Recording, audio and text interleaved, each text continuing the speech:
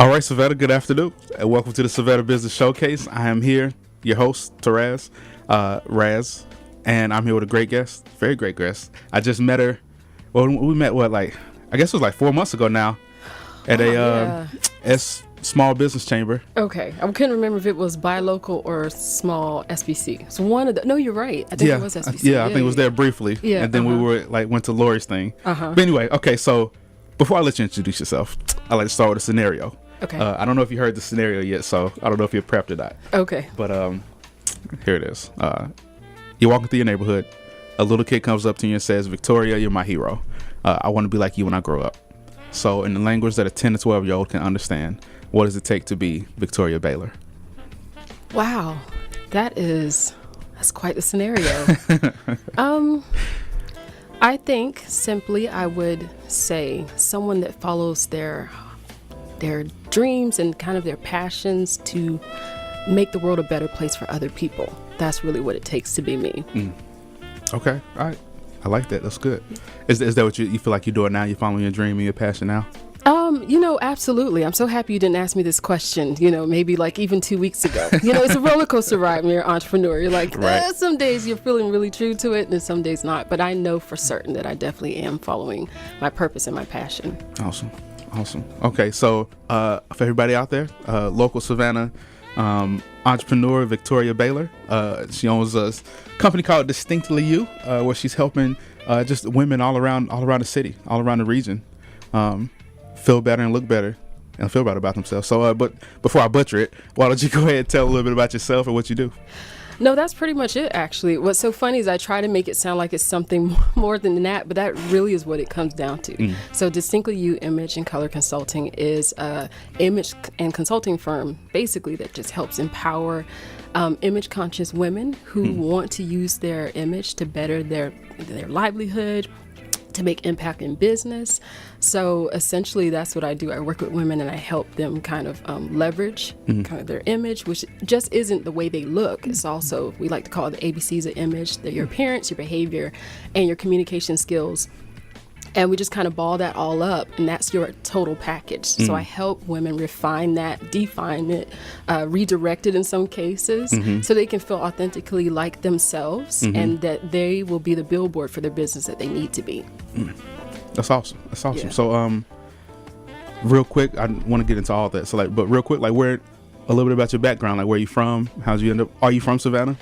Oh, that's interesting. When I first moved here 21 years ago, that was the question I would get, every other minute, where are you from? You don't sound like you're from here. Right. I felt a little bad about that. Right. But no, I'm not from here.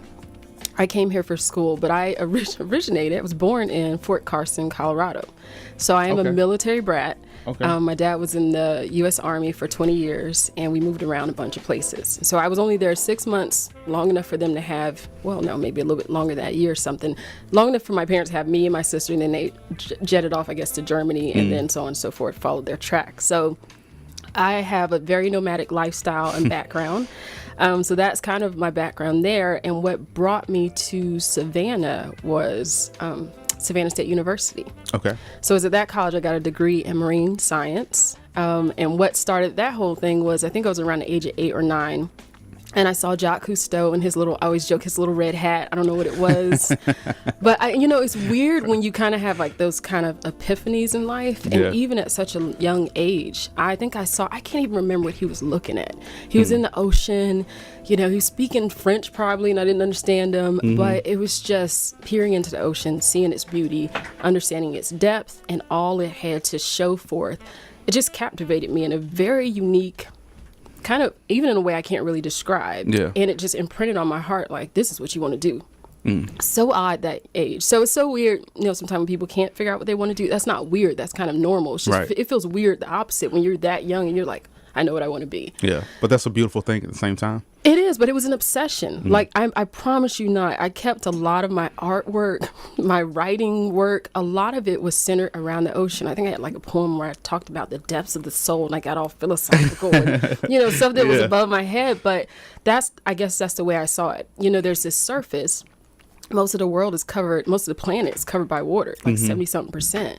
But there's so much life teeming below the surface and no one thinks about or sees. So that was kind of like an interest to me. So that's what got me on the track for Savannah State University. I was looking at schools. I said, do I want to do Duke University, Savannah State? There's, is it the University of Charleston? I forget the name. I think so, yeah. And Charleston, South Carolina. So I was trying to just juggle, and I just thank God that I picked Savannah State University. And I'm glad you didn't go to Duke. Yeah, well, I would love to know. I'm a Tar Heel. Yeah, Well, it's so funny. I thought about it, and I was in Georgia, and of course the tuition, and I graduated with honors from high school. So I didn't pay for school, thank God, at all. Right back then, the Hope Grant and all the scholarships were in full effect, and I know they've made a lot of cuts since then. So that was the blessing of that. But I just kept thinking, if I go somewhere huge, then there's this competitive rate, and am I going to be able to do anything? Experience anything? Yeah. Man, Savannah State University was the best option. I'm telling you, my whole life exploded when I got here. Really? And I enrolled in the program. Nice. So, and relatively fast. I spent most of my college years actually interning at the Skidaway Institute of Oceanography. Okay. So I had a 20-hour-a-week internship position, paid. Yeah. Good God, that was royal. Yeah. So that was really phenomenal. And I guess we can get more into it, but what was cool about that was I was dropped into actual research that was going on. So I love Dr. Matthew Gilligan. I don't know if he'd be listening to this, but he was over the program at the time. Gilligan. Yeah, I know. Okay, I better go make the joke. Okay. We all did. No, it's okay. We all did. It was hilarious.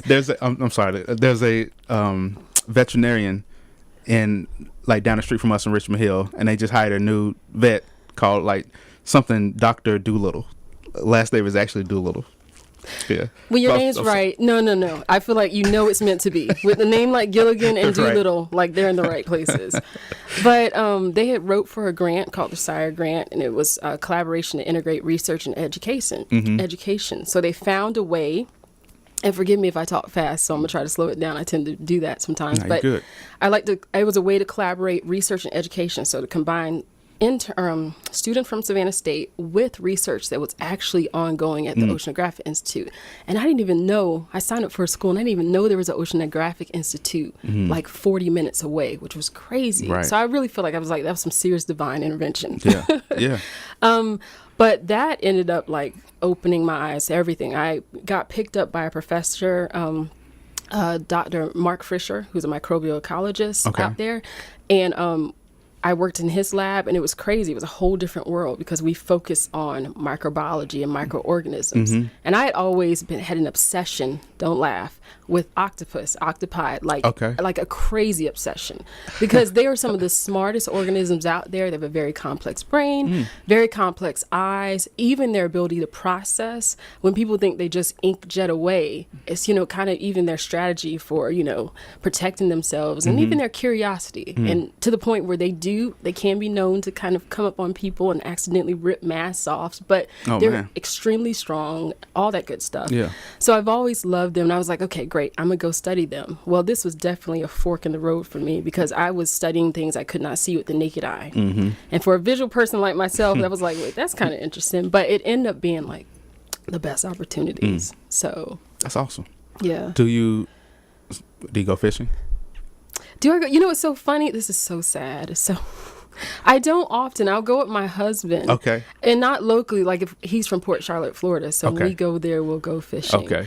And it's so weird. Out of all there's just so many fish. You know how you just have a focus? You're like, oh, dolphins are boring. And I probably shouldn't say that because people are probably throwing something at the at the radios. And they're very smart mammals and stuff like that. But it was just certain things got my attention. And maybe that's just me. I always focus on something else. But fishing is amazing. I spent a month-long trip out in the Pacific, 2 months, I think, before I got married. I was out in the Pacific for 30 days. Oh, man. Doing a research cruise. And this was I have to think about how long I've been married. It's a long time. Anyway, it's a long time. We're going about 16 years. So that was really neat. So to go fishing out there, I mean, it's, the coast just kind of drops. Right. So they had like their system of catching fish. They pulled stuff from the deep that was like, whoa, it's kind of interesting. Yeah. So. Yeah. I've been watching like a lot of YouTube channels, and I try to take him as often as I can. And so I enjoy that. We go kayak fishing a lot. We went out to like Little Tybee. We kayaked out to like Little Tybee one night and stayed the night back in February, so it was cold, so it was a bad decision. but it's memorable fun though, right? It's definitely memorable now because we almost died. Yeah. See, that's why I like dads. I'm like, some crazy like me. I'm that mom. Be like, oh my gosh, I love that you get unique opportunities like that. Right. Yeah. Right. And that was a big thing for me because I some people, it's like you have a fork in the road, right? Like if your dad's an alcoholic, you're either going to be an alcoholic like him, or you have a decision to never drink alcohol. Absolutely. You know what I mean? And my dad's a good guy, but he wasn't in the home. So I want to make sure that I'm taking that other fork to the right. You know what I mean? And like just always being there. You know what I mean? Oh, no, I do, because I always joke, man, God rest my dad. So he's passed away. I think it's been 9 years, but that was like one of my greatest heartbreaks because that was my first boyfriend. You talking about love a man. And that's why I love that picture that you showed of your daughter. And I always applaud a man that when they're talking about themselves, it diverts to their family. So, Taraz is pulling out the pictures and he's smiling. And I just love that because you can see the love for kids. And that was me. I love my dad. And the first thing I said to myself was, I'm marrying somebody just like this man. And it's funny because I actually end up doing that. I married someone who was very kind, very gentle, great sense of humor, all that kind of stuff. And it was just kind of like fathers are so important because they leave such an indelible mark on your hearts that, and then you learn risk, I think, a lot of times from dads because, I know I can be a little, sometimes, it's just that mama quality. No, not my baby. I want to nurture my baby. So it's kind of funny. Yeah. Awesome. Okay, so jump forward to distinctly you. Yes. Distinctly you. Jump forward to that. So you went from marine biology to becoming an entrepreneur. Like where did the two paths meet? Oh, that's a very good question because there definitely was a bridge and I didn't see the bridge at the time. So while I was actually in research and doing some really cool things, which I forgot to mention, I think that was like my caveat to travel a lot.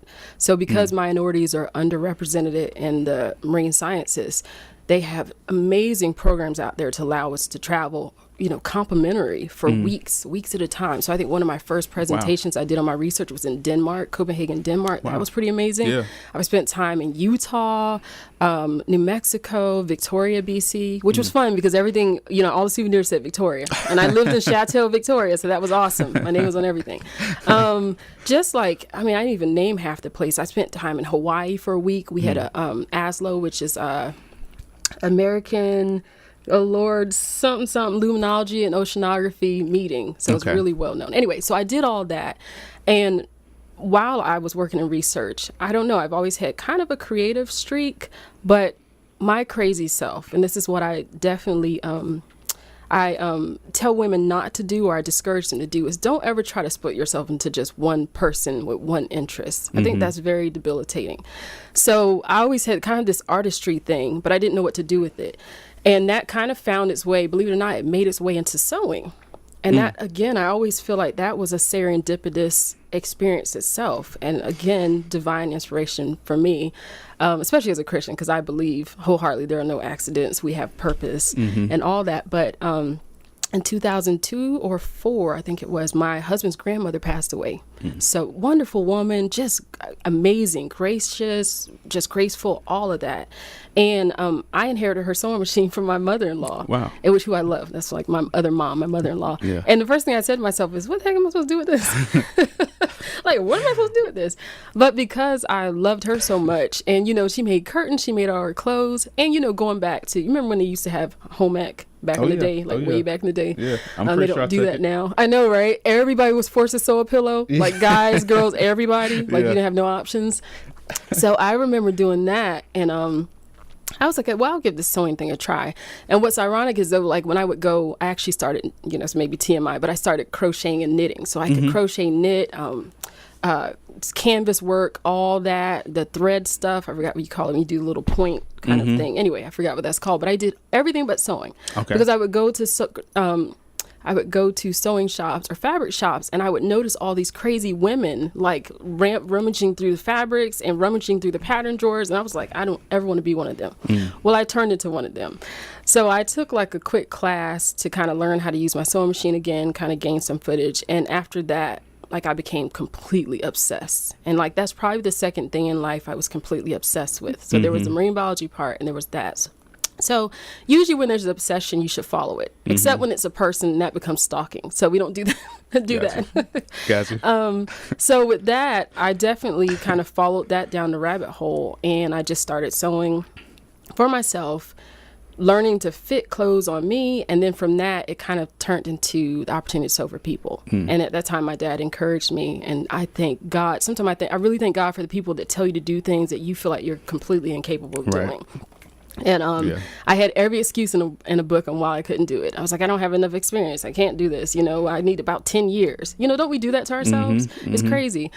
So I did that. And my dad, who's hilarious, who was ex-military, became a police lieutenant, and then became a photographer, a wedding photographer on the side. Okay. So, he was just real laid back. He was like, look, I take pictures. This is easy. You can do this. And I was like, oh, I guess I have no excuse. So I jumped into it, and I laughed because I literally spent the whole month kind of like crying. People don't believe me. I should have bought stock and like Kleenex, but I was so doubtful, so intimidated. Yeah. And rightfully so, because I feel it's a little masochistic sewing for people. Because, you can sew for a model type body or a dress form where there's like no dimension, but I sew for real people. Those dress forms and hanger stuff, that's not a depiction of what is in reality. I love the human form. So anyway, so I started doing that, and I picked up on sewing, and I was doing it on the side where I had my full-time job, leading us to Distinctly You. Maybe about 13, 14, 15 years in research, I kind of had this sense that it wasn't just it anymore. You know what I mean? Like I just had this heaviness that it was time for a new chapter, time for some transition. But I was a bit of a coward, and I like my safety nets. And, working a side business, and at the time I didn't have a child. So I was like, this is great. I can get all these perks. I have a business, and I'm actually working for people. But at the same time, I have my safety net. Yeah. And then I just had to slide over and make the decision. And then at that time, we were soft money funded, grant funded. So money started to kind of dry up anyway. So it's like, God gave me a nice little swift kick in the rear. And by that time, I was really excited because it was like, you can only keep doing something for so long. And it was amazing. Like I said, oh my gosh. What I didn't mention was my last 4 trips with the Institute was we were doing a study and some experiments in Barrow, Alaska. Oh, man. Now, prior to that, I had no idea Barrow existed. Like, I think it's a few miles away from Santa's workshop because you literally you're in the Arctic Circle, like on top. Yeah. I went for a spring trip, and at 10 o'clock at night, it looks like 4 in the evening, and I literally stood on top of the world, it felt like, and I could see the sun in one direction, and I could see the moon in the other. Wow. It's pretty fantastic. So I went for 4 trips there, 2 weeks each. So it's like the equivalent of 2 months time, and we were doing some studies to see what bacteria were there and how the melting of the permafrost was releasing nutrients and turning,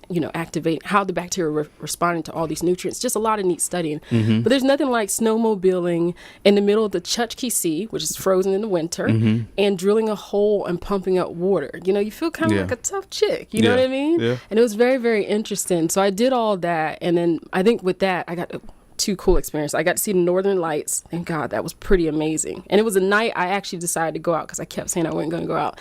I saw a polar bear, and then I got a real experience of what cold feels like. So when you're at negative 45, that's cold. It's kind of cold, But and then I get here and it's 30, and I'm like complaining. I'm like, girl, you know what cold is. Right. So that's kind of funny. But anyway, so you did ask me a question. I'm sorry, I segue. So I went from there and all my great experiences, but it was time for that chapter to end. I was sewing at the time, and I asked myself, like, what am I going to do now? Like, what happens next? So there's no more research. There's no more this part that's defined me. What do I do? So that was pretty interesting. And then the first thing I thought of was, okay, why don't I just keep doing what I've been doing, but just ramp it up? And in 2013, that's exactly what I did. I jumped into the entrepreneur pool. And I would like to say I was on my, doing backstrokes and butterflies and looking all graceful. Yeah. But there were some times I was barely treading water, and I was just trying to figure out this thing, because entrepreneurship is a beast, and it can be, there's a lot of learning to it, and there's a lot of DIY, and you are both the janitor and the CEO. You're everything. So you have to kind of figure out who you are, what you have to offer, and how to really make this business thrive. It feels like having a baby. Yeah. And I was like, good God. I was like, we're not back to this, because my kid, of course, is almost 11. I was like, man, at the time, I guess she was a little bit younger, but I'm like, when you have a baby, I remember that. I always joke and say it was like the roller coaster I couldn't get off of, because, I nursed, and it's just like around the clock. Like, nothing prepares you for that first one. I'm sure the second one would be like a breeze. But it was just always that option of, what am I going to eat today, or am I going to shower? Like Right. I can't do both. So what is it? So that's kind of what it feels like sometimes especially when you start running a business. So I had a lot of learning to do. You could always just eat in the shower. You know what? See, that You never really thought is. about that. You know what I mean? Boy, I think That's I why did. I'm an entrepreneur. Yeah. I think I did one time. I remember having the burger out, and I was like, you learn to adapt. You learn to get smart. And that's when you know that you can swim. And I think that's when the best parts of you come out. So. Awesome. So so you said you were treading water at first, but now I saw you at the Low Country Ladies Luncheon, and you're all put together. You have this amazing little, well, not little, but you have this amazing setup with just beautiful stuff. And I had one little thing on my table with the black. That's because you're your best walking advertisement. I'm still trying to believe it or not, I'm relatively new in the image consulting kind of arena. I've been doing it for close to 2 years. It started out with my business name being Dressed in 10. So my strategy was, let's hurry up. Let's help women realize they can actually look great, and it doesn't take all that much time. I technically agree with that, and it was a really good strategy. But I found that it kind of created this sense of what we women have a problem with anyway, which is rush, do quick. Let's do it. So it kind of stripped away that part. So it became Distinctly You when I kind of got interested in the notion of being a style coach. Okay. So for me, this was a huge tug of war, internally for me, spiritually for me, and everything, because I really felt like, again, I believe that we all do have purpose. And I felt really in my heart that God was saying okay, this is where you need to go. And then it was for me, I was like, but this makes no sense. And I'm a very honest person, so please no one hold that against me. But I do believe in being very authentic. So it didn't make sense at the time, because I'm not a fashion driven kind of woman. So I'm not trying to find the latest trends. I'm not trying to, nothing wrong with fashion. I have a lot of women I know they're into it. But for the type that is only fashion driven, it tends to be frivolous, and it tends to be self-serving, and it can sometimes even drive toward narcissistic, because it's just I need to do this because this is what defines me. And that's a whole different spectrum. And there's very few people like that. And, and sometimes we slide between spectrums. But for me, I think I had to realize there's a distinction between style and fashion. So then that's when the light bulb came off, because fashion really is about the clothes. Style is about the person. And I've always found myself interested in people from that standpoint. I love that standpoint. I like to get to know somebody. That's why I found you very interesting. I was like, oh, great. He does this podcast. It's pretty neat. He seems very poised. It's neat. Sometimes. It's neat to see what makes people I really believe everybody has their own unique giftings, and I really do believe everybody's a genius. As far-fetched as that sounds, I really do. In their own way, yeah, definitely. In their own way. I think what we do is we always prescribe to this notion of, I got to be Einstein, or I got to be this, that, to be a genius. But I think it was, if I'm not mistaken, was it Einstein that coined the phrase? And I'm going to paraphrase it loosely. It says, if a fish judges its genius by how well it can climb a tree, well, then think about what it feels about itself. And that's loosely paraphrased. Please look up the real quote. But what that's saying is that if you spend all your time focusing on something what you're not wired to do, it's not your level of genius, you'll start feeling inadequate. Yeah. But if you shift and find that fish finds water, boom, you find yourself, you discover yourself. And I feel like to a degree, style is a huge factor in that. Because a lot of people don't really know who they are. They know who they are sometimes internally, but they don't know how to express that and how to get the world to see it. Right. Because the truth of the matter is, as much as I hate the statistics, people, I think it says it takes somewhere between 3 to 10 seconds for someone to judge you. Now, I'm not going to talk about the frivolous judging, but let's talk about value judging. Like, I can look at you and be like, okay, he's very poised. He's dressed nice. He looks like he's on his game. You know, he looks like he offers something to the world. Well, we all know you can dress and give the opposite message. Yeah. It's very easy to do. Yeah. And you can do it unintentionally. But I find in business, it's not as forgiving because sometimes you only have one time to make that impression and that, you know, to create that opinion of yourself by, you know, the way people gauge you. So from that standpoint, I found myself getting interested in it very much so. And the truth, real truth of the matter is, I like people to feel good. I know that. And maybe I'm supposed to be immersed in doing something else that's more self-serving, but for real, I really do like making people feel good about themselves, and especially women, because I find that a lot of that gets short-circuited with us. And the neat thing about so I've made gowns for women, like really ornate, gorgeous wedding gowns, prom dresses, that kind of thing. And the funniest thing about that I find with women is they'll come in and that, you know, the typical thing, will complain about our body. You know, you have a wife. You know, I don't know if your wife, she probably, you know, we all fluctuate in our more confidence. than I grew up in a house with 7 women, so I'm with you. Yeah. So you're like a trophy. I'm sure you can speak women, probably, Definitely, right? You know the definitely. language. Yeah. Because there's a certain sensitivity you have to have. And most of it is just not speaking. It's listening and nodding, isn't it? I bet they think you're like, he's the most sensitive man on the planet. And that's really true. Not taking the bait. Like, my thighs look fat today. Don't say anything. But, you know, so we kind of get these messages from everywhere, you know, and it's too much to go into. And a lot of it's psychological and a lot of it comes from our society, and we have this notion of what we're supposed to look like, how we're supposed to be, all of this. And then you look in the mirror, and then for us, a lot of things happen. You have kids, you grow, you know, in age, and bodies change, and you don't know what to do with that. And the funniest thing is, I guess I realized the power of clothing when I made custom pieces, because custom means it's made to fit you. It's made to look like you. Most things that come off the rack aren't. Right. They're for some standardized type. I'm still looking for that woman. I would love to meet that chick, because I can't always put on stuff and it fits perfectly. You know, you need an alteration here, you need to do that. But to make something for women that come in and complain about or, you know, dislike something and put it on them. And like, when I promise you it's a transformation, it is the most awing thing, because you see, they look at themselves different. They smile. I've even had them like prance around my studio, like they be doing the George Jefferson walk. You're like, really? Like, really? But, you know, and I tell them, I was like, nothing changed. Did it? You got the same body. Yeah. So it's almost like putting on your soft armor every day. It's like if you pick your clothes and you pick who you want to present yourself as, it's a way of not only protecting yourself, because I'm not going to lie. I'm not going to sit here and tell people they need to be at the 120% confidence level, because I find there's a lot of things. I also do confidence coaching, and I'll talk more about that later. But there's a lot of things that can sneak in and steal our confidence, you know. And, you know, we have highs, we have lows.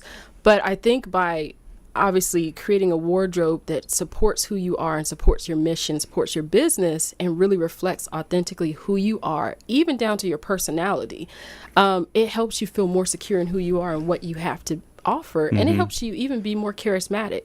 Because think about it, I thought about the last time I went to a party and I wore something that I didn't feel comfortable in. I didn't get on the dance floor. I was so concerned about like, oh, I don't feel like myself, and I don't. But imagine walking around every day in clothing that really uplifts and supports you. Then you're better able at a networking event to extend your hand and be like, hey, I'm, you know, such and such, and this is what I have to offer. And I feel like I was thinking about it today. You know, I'm not a big flower fan. So my husband, God bless him, I remember the first time we had our first Valentine's Day, he bought me 12 giant red balloons. Couldn't even get, like, his little small car was like packed out in the back. This is long, like 20 something years ago when I was a freshman in college. Yeah. So anyway, he packed it out in the back, and then he had like these roses. And I was like, oh, he got me roses. I love the balloons. I deflated them. I kept them. And the roses are great, but I was like, they died, you know? So I hung them upside down to hydrate them, and I kept the petals. But the interesting thing, even though I'm not the biggest flower fan, I recognize the beauty in flowers. Right. So you can look at them, and some people can look at them for hours.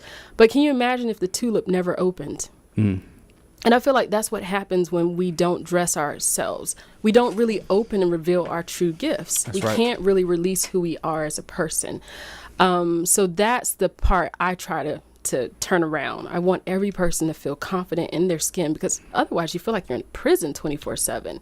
And from your head down to your toes, the way you look, and even the way in which you articulate, and the way in which you even give off body language. So most of the way in which we're judged is by what people see. So if I'm walking towards you, you can't go off of nothing else but what you see. Yeah. Then the secondary is in the way in which you speak. And then I think after that, it's just in the way in which your body language, the way in which you display that.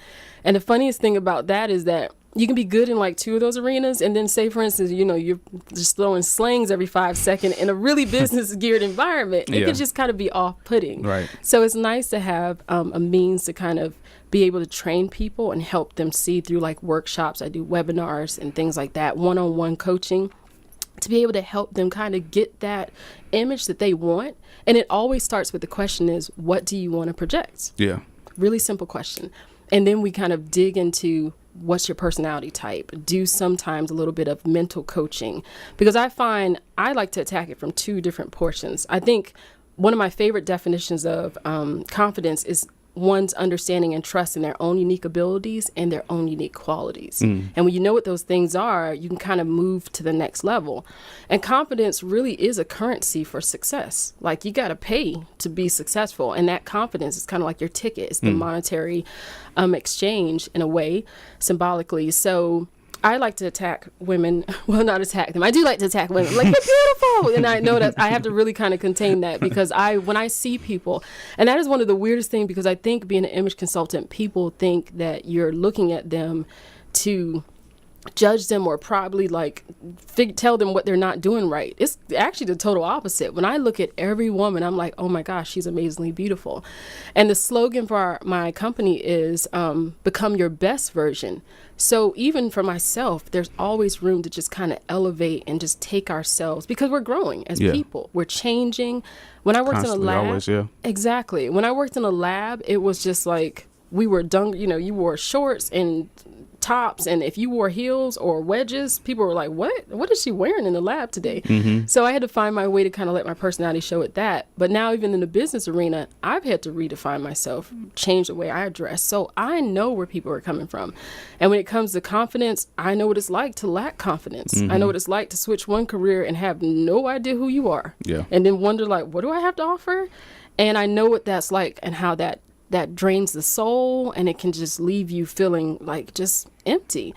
So I really have created my programs geared around helping fill those voids back up. So I love the image part, which is like, for me, we start with style. So we'll start with color. And people ask, well, why color? Well, color sends messages. Most people don't realize on a scientific tip, color is energy and all that good stuff, which is great. And I try not to get into all the science part of it, but if you really think about it, it affects our senses. So most people don't realize when they see the color red, even physiologically, they respond to it. Your heart actually beats a little bit faster, which might explain why we got off the chain. We passed by McDonald's when we were kids. We just got off the chain, didn't we? Right. You don't pass the golden arches and be calm. Right. And then even yellow with that, in that scenario, is the color of sunshine. So it's related to happiness. So there's all these meanings that are symbolic to certain colors. And understanding your coloring and what looks good on you allows you to control what messages you want to send. And for me, color is kind of the easiest way to get someone to believe in themselves, because you can't fight what you see. So when I put a woman in front of the mirror and we're doing all of these like color analyses, and it really is a fun experience. It's like 2 hours, hour and a half of what I call pampering, but it helps women to see how some colors really can drain the coloring out of your face and make you look drab, make you look like you have cystic acne, really bring out the bags, because it's the energy, the exchange of the color with your face. The colors get more attention than you. But if you pick the right colors, or with a custom color analysis, you get the right colors, it helps bring that light to your face, brighten everything from your teeth, your hair, to everything, make you look youthful. And when you look a certain way, it makes you more, likely to come out your shell. So there's that whole aspect. And then there's, not even just looking at, so colors, the first start, find the best colors, then it's find the best styles. And what's neat about this, I have what I call kind of like your own style formula. And it's what's so amazing that everybody's style formula is unique to them. And I think that's the problem in fashion, is that we all think it's cookie cutters. Like, oh, let me go out and I want to look like this, or I want to look like that. Or, I read somewhere that Instagram causes the most depression in people. Really? Yeah, that was my response. I was like, really? Yeah. They're just pictures. Like, Yeah. my world is not based on what someone's wearing today in their pictures. But for a lot of people, they feel inadequate when they look at things and it's just a reflection of what they're not. Right. My question is, that's a waste of energy. Why not get yours? Yeah. Why not figure out yourself? But figuring out yourself isn't as easy as trying on a bunch of stuff. So it's so good to enlist the help of a coach, because like most coaches, I mean, think about it, LeBron couldn't play basketball as good as he did if he didn't have some coaching. Right. Most people don't realize that image coaching is available, and it makes it that much more simple. And the biggest thing is that because there's really science associated with dressing well. There's a lot less artistry, more science. Color is a scientific analysis when we're looking at what looks good on you. Shape is a scientific thing. Our bodies are shapes. Wear clothing that's the same shape as your body. You can't go wrong. You know what I mean? Yeah. And then even counterbalancing. There's this idea, at least with women, they think skinny is the aim. No, balance is the aim. If you're smaller up top, bigger at the bottom, well, it makes you look imbalanced. Add some volume at the top, balance out your body. And it's amazing what you can do with colors, clothes, accessories that achieves a certain effect. And then you can bring in the artistry. You might like tiger prints, someone else might like florals. This is where it becomes your signature look. Gotcha. So I love that. So that's one part of my business. And then the second part deals with the coaching. Okay. We got to take a break in a second really quick. Sure. Well, do you want me to confidence coaching, which we can talk about me. Okay. All right. All right. So we'll take a quick break. When we come back, we'll do the lightning round. Okay. I'll let you mention coaching as well. Okay. So how can people find you? Because I know I've seen like women run to you after they find out what you do and how you can help them. So like, how can people contact you? What's the best way? Oh gosh, the easiest way is via website. So it's Distinctly You. My website is www.dicc/u.com, and I know that's a lot, but that's kind of like the abbreviation of Distinctly You Image and Color Consulting. Oh, I'm sorry. It's Distinctly. Lord, I just got a little bit mixed up with my Facebook page. It's Distinctly, the word DISTINCTLY -u.com. Got it. There we go. And the Facebook page was what? It's Distinctly You Image and Color Consulting. Okay, so you cool. can kind of look up Distinctly You. And in addition to that, I started a new blog because along with the confidence coaching, I'd like to get women to get over their fear of failure. It's called 20failuresaday.com. Oh man, okay. It's kind of fun because I'm kind of the source of the experiment. I'm used to kind of doing scientific experiment. I have a sewing blog called 10,000 Hours of Sewing, where I wanted to prove that you could become an expert. You spend 10,000 hours. 10,000 hour rule. Exactly. So this is kind of like the same thing. So just kind of getting women to get over that and That's awesome. Be confident. That's awesome. Okay, cool. So I'm excited about the lightning round because the more I listen to you, the more I know. I'm realizing how brilliant you are. Oh, well, you're kind. Thank you. You're so kind. So I'm looking to learn more. So everybody will be right back in a second. Again, it's the Savannah Business Showcase. I am Terez, your host, and I am here with Miss Victoria Baylor, the owner of Distinctly You, Image and Color Consulting, and wardrobe coach. I don't know how to say it, but just everything. Yeah. So we'll be right back in just a second.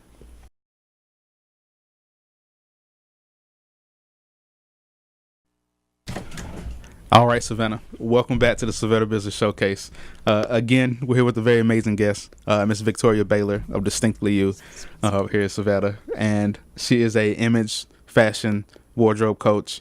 She does coaching. She can create fabrics for you. From what I'm learning, she can create an ensemble for you. She can even like go into the science of like the coloring and everything just to make you look better, feel better, especially for women. But we're gonna put her through the lightning round. Which is fun. I haven't. You heard Emra's. I didn't make it that far. You didn't. Okay. All right. Perfect. All right. So I hope I'm fast enough. You already kind of. Yeah. So you can answer short as long as you want to. Okay.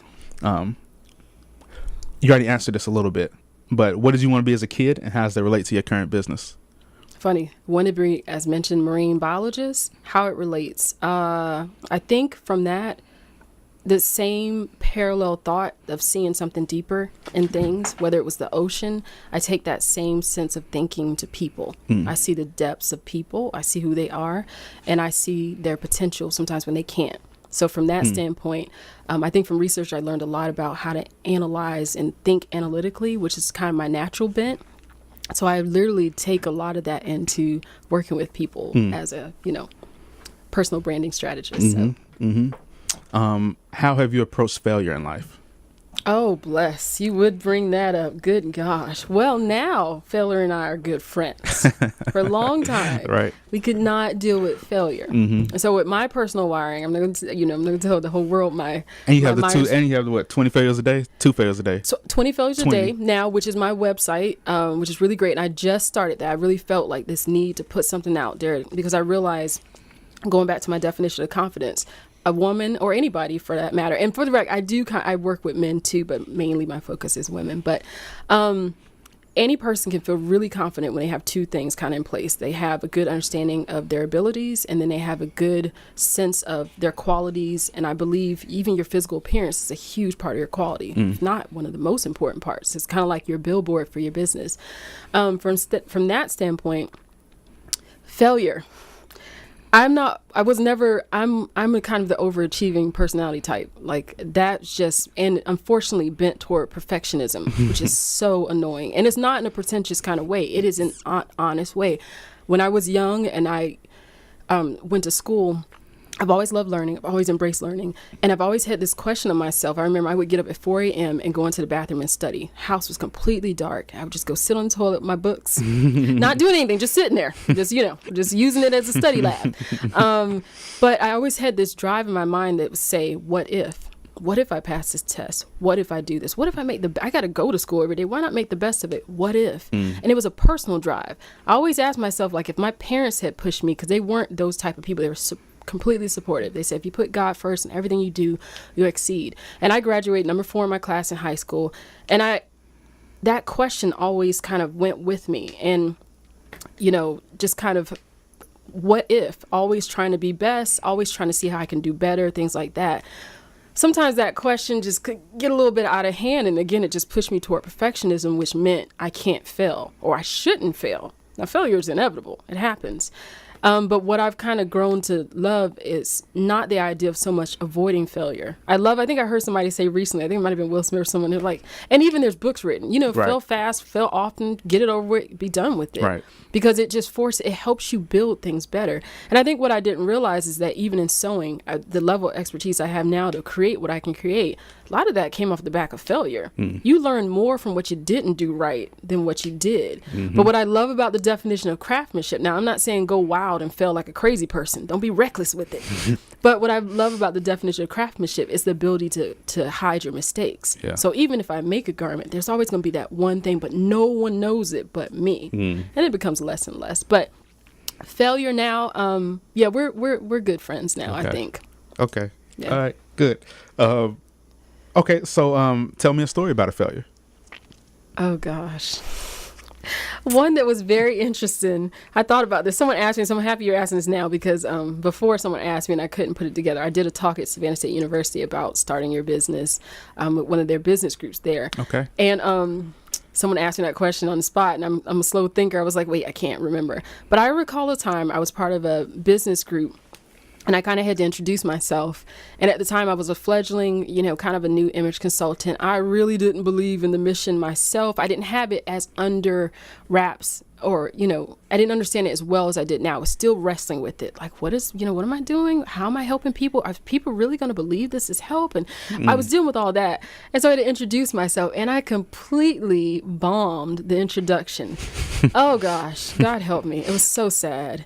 And it was just kind of like, and I don't think other people could tell, but I knew in of myself, like, man, I really felt this. Like, I made it obvious that I wasn't sure of who I was. Yeah. And that's just a stage in life. Yeah. But what's funny was I was really smart, though. I was like, I'm not going out like that. Immediately, there was an opportunity to do a panel discussion. I jumped on the panel discussion because I was like, look, I know what I'm talking about. And I redeemed myself, but I just remember that feeling. And it's never a good feeling sometimes when you fail, but I think it teaches us something about ourselves. And we're just way too hard on ourselves. That's right. It's part for the course, they say. Yeah.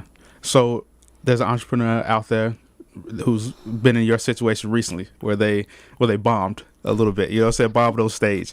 Like what advice would you give them? Oh gosh. Sweetie, I'm gonna get Southern here. It's not that bad.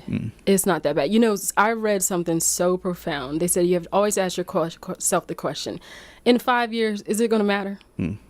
Heck, I don't even think people realize it when it happened months ago. You know, so it comes down to that.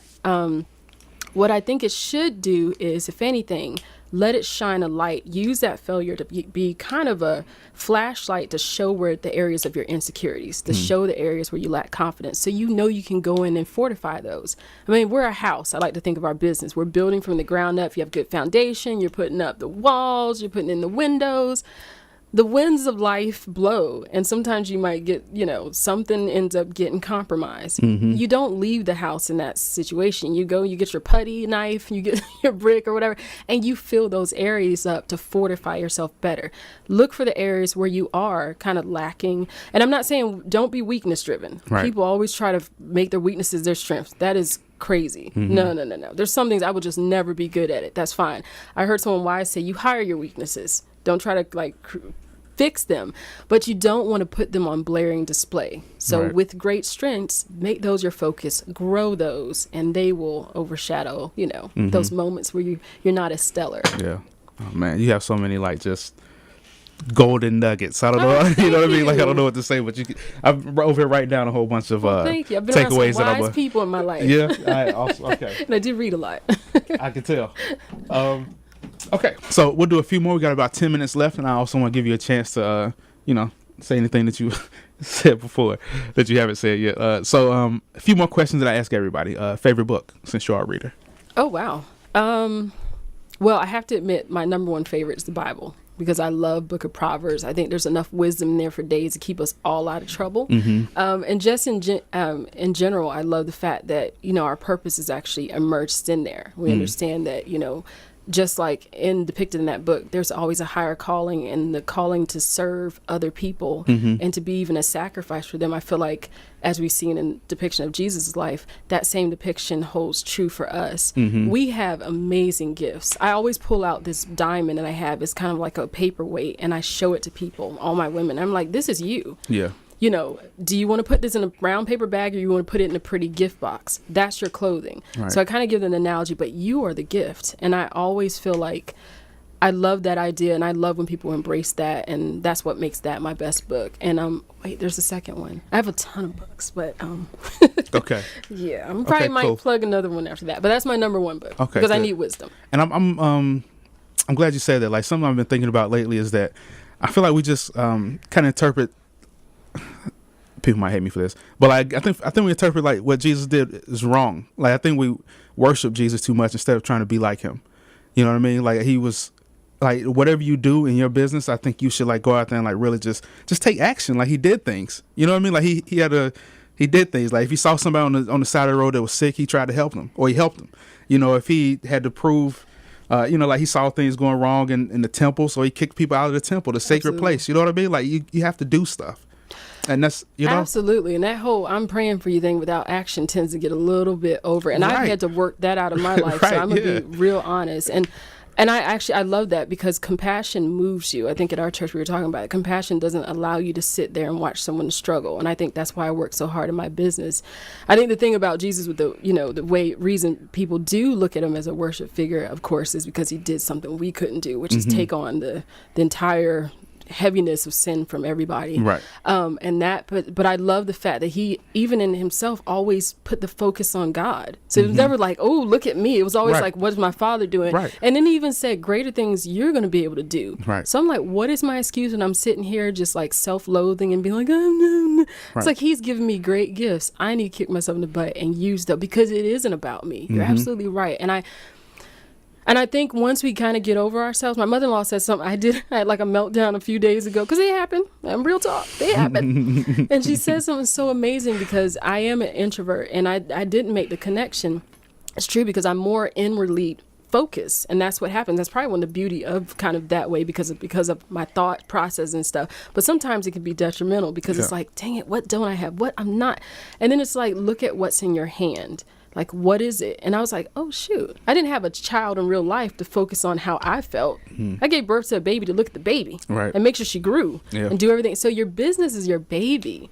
focus on it and trust that you have the gifts to do what you need to do. Mm-hmm. That has been a big lesson for me to learn, Yes. and I appreciate that. Yes. So. Yes.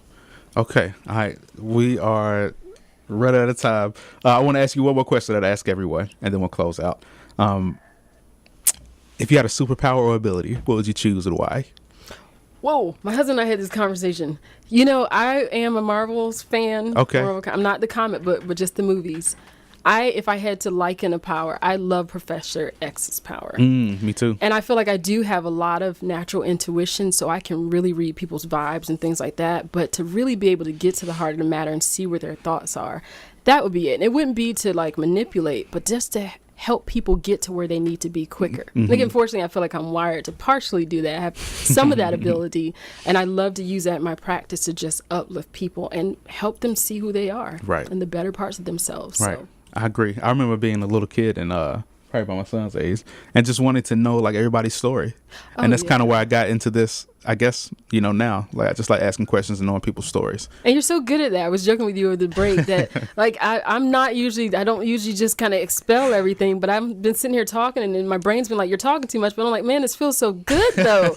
He's asking great questions. Let me just keep talking. So I applaud you and your brilliance to take someone like me and really get me to just kind of let it all out. Yeah. So thank you. Well, thank you for that. Thank you. Okay. Now, if you figure out a business model for that, please let me know. Someone listening has one. They're going to be approaching you for sure. Okay. All right, cool. All right. Well, Victoria, thank you. Once again, like how can people find you, get in touch with you? What's the best way? My website is Distinctly You. So that's www.distinctly u.com.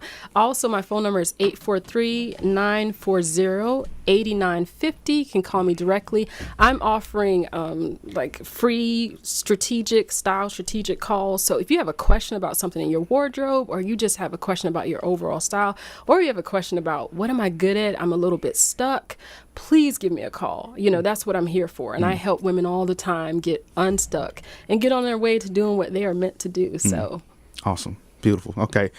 We got a few minutes. So we got a couple minutes. Oh, great. Okay. But I just want to read off like some of the takeaways that I got for you, because some of these are pretty cool. You said like fashion is about the clothes, style is about the person. Yes. I thought that was brilliant. I don't know what that word says. Having the right wardrobe. It's like putting on a soft armor every day. Yes. That was pretty brilliant.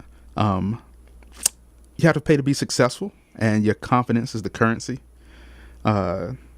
Yeah, like those were good quotes. It was good stuff. It was powerful stuff. Thank you. And one thing I failed to say was there's a difference between confidence and competence. And one thing is, I think, especially with women, we're more driven to be more competent, but we sometimes forget that confidence is, I mean, people can be in all kinds of positions and have no competence whatsoever, but because they're so smooth, sometimes, so we just can't pick one more than the other. It's good to have both on our radar.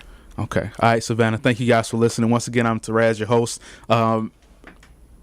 As always, be the change you want to see in the world.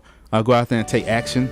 Do something impactful this week. Help somebody close to you. You don't have to, if you want to change the world, you don't have to have $1 million or you know, some huge company. You can just go down the street and help somebody that you love.